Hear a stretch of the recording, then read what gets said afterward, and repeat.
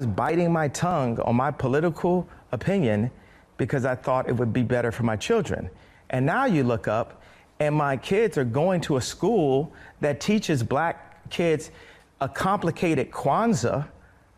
I prefer my kids knew Hanukkah than Kwanzaa. At least it will come with some financial engineering.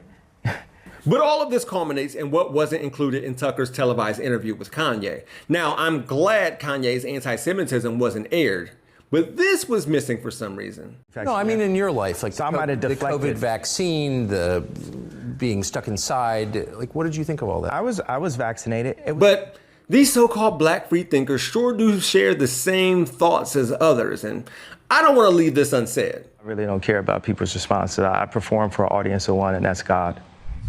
Wow. I mean, frankly, it sounds fantastic.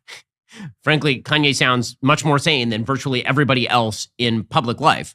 And again, we are a society that rewards people for twerking in thongs while being 150 pounds overweight. But if you have an artist who creates art in which people sing about God. I was disappointed by this take from Ben Shapiro, but not for the reasons you may think. See, when Ye explained why he wore the WLM shirt, he said, quote, "I do certain things from a feeling. I just channel the energy. It just feels right. It's using a gut instinct, a connection with God, and just brilliance." Now, it may be a reach by me, but I thought Ben would say, facts don't care about your feelings. Ye would go on to claim that he was being attacked when he faced backlash for this nonsense, and he wasn't told he has a victim mentality by the Ben Shapiros either. And I was reminded of the fact that Kanye opened a Christian private school named Donda, where I'm sure the music is dope. And I realized that the Tuckers of the world weren't claiming indoctrination of the kids. And it reoccurred to me that what one doesn't say is just as telling as what they do say.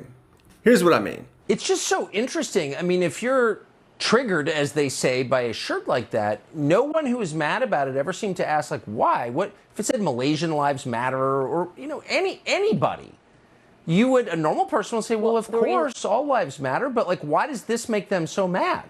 It's weird. Malaysian lives matter is a country of origin, dog. A nationality is different from saying a race's lives matter. And everyone did stop to think why white lives matter is triggering. It's because we've been told by the likes of the two people on screen since 2012, anytime someone says Black Lives Matter, it's met with all lives matter. Except when they said white lives matter, that wasn't met with all lives matter. Somehow that wasn't the thing. It's weird how that works or doesn't work.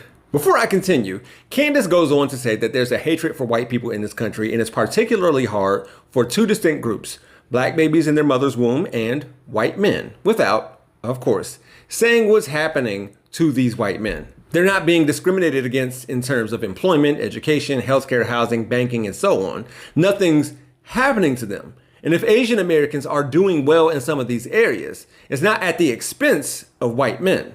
Oh, and I forgot to mention that Go Back to Your Country and We Speak English Here are both versions of White Lives Matter, by the way. For Rebel HQ, I'm Jeff Wiggins.